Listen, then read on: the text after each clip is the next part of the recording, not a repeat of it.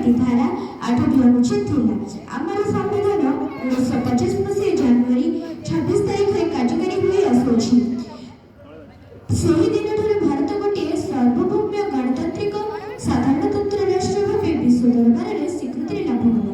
दीर्घ 2 वर्ष 11 मास 18 दिन पर आम देश आम आईन अनुसार परिचालित होला। 1950 मसीह जनवरी 26 तारिख भारत कर्मकर्ता माने गणतंत्र दिवस व जनराज्य दिवस बोली घोषणा करथिले। आमर जातीय पताका सम्मान देथिले। प्रत्येक संविधानिक सुविधा सुयोग तथा न्याय प्रदान करबा पई आमर संविधान सुयोग सृष्टि करथिला। एही दिवस केवल आनंद खुशीर दिन नुहे बरं प्रत्येक भारतीय आत्मसमीक्षार दिन। एही दिवस रे आम समस्त को शपथ नेबाक पड़िबो जे आम जीवन शेष बूंद रक्त थिबा पर्यंत मातृभूमिर सम्मान रक्षा करिया पई आम जीवन को बलि देबाक आम केबे हेले कुण्ठाबोध करिबा। देशर जड़े सुनागरिक हिसाब से प्रति घर शैली प्रति मुहूर्त आमको सजग होगा पड़ो तेज जनराज्य दिवस पालन प्रकृत उद्देश्य साधित हो पार।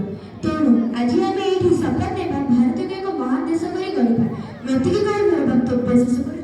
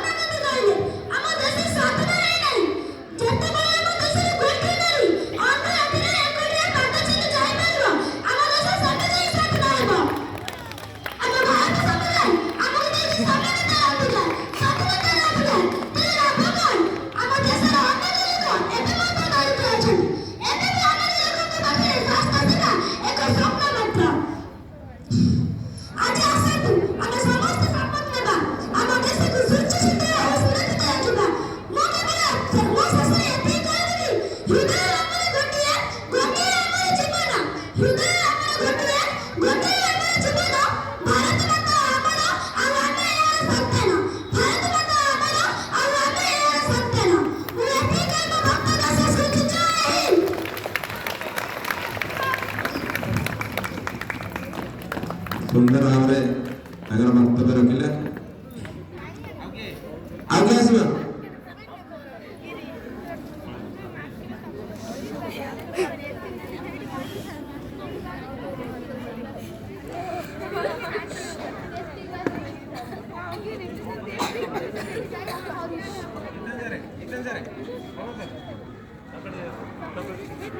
Turma.